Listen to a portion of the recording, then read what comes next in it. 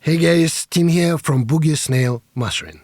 Hope you're having a fantastic day. So in this video I speak about how to make music sound smoother by turning down sharp frequencies in the background using a tool called Dynamic EQ. It is a simple guide, so to say, to make songs easier on the ears. So before we start, please remember, if you have a mix that you need mastered, request a quote at bsmastering.com and receive 50% of your first order. I would also very much appreciate it if you could subscribe to my channel and hit the notification bell to support me, because your support really helps me to bring more content. And now, without any further ado, let's get started.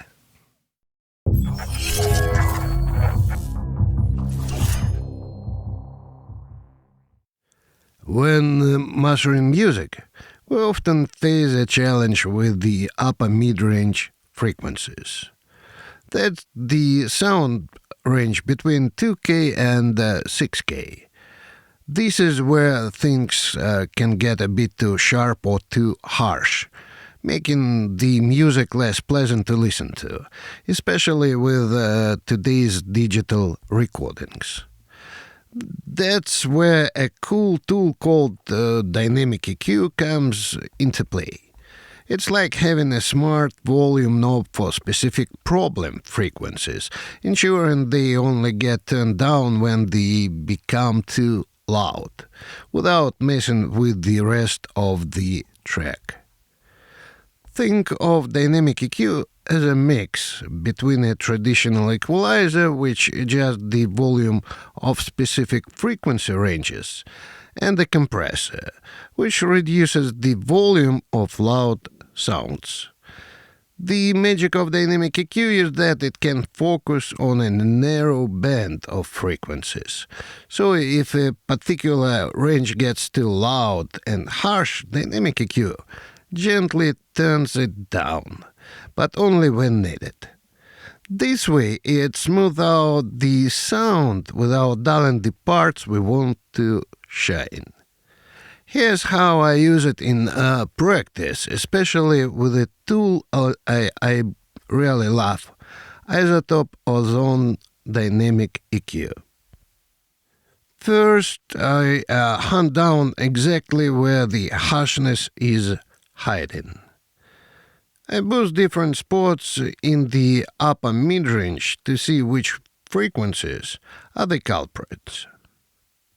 Once I found the problem area, let's say it's around 3K, I set up a Dynamic EQ band right there. I make sure it's focused just on the problem frequency to avoid affecting the surrounding sounds.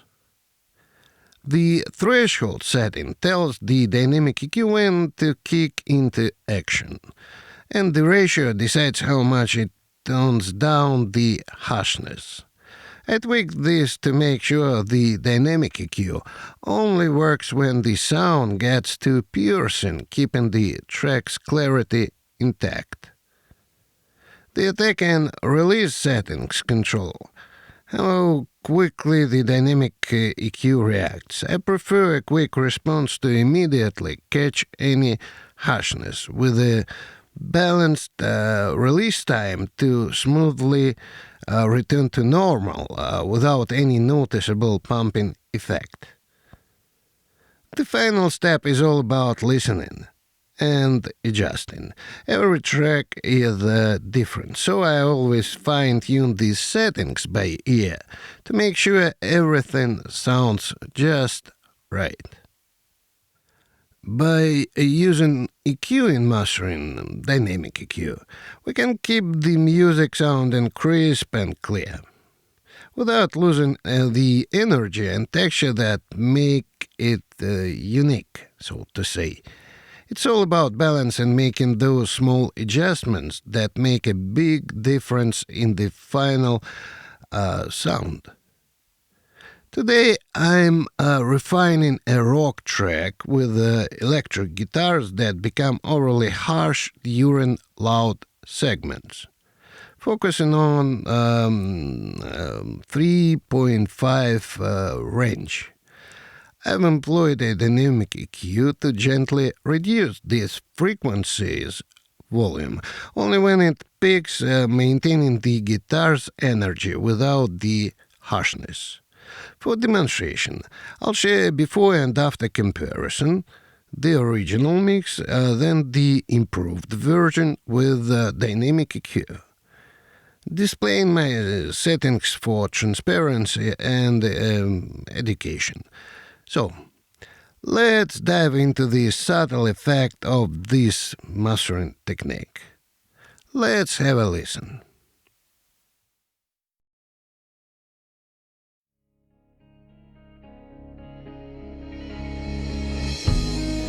We don't have to stay slaves to our surroundings, trying not to break. Silence beats the shouting. Time has seen kings and queens from beneath. It can happen again. Let's be real. Come on and pull the ball. Come on and let go. Don't wanna end your life. Respect rules. Come on and pull the ball. Come on and let go. Don't wanna end your life. Respect rules. Stay on the low.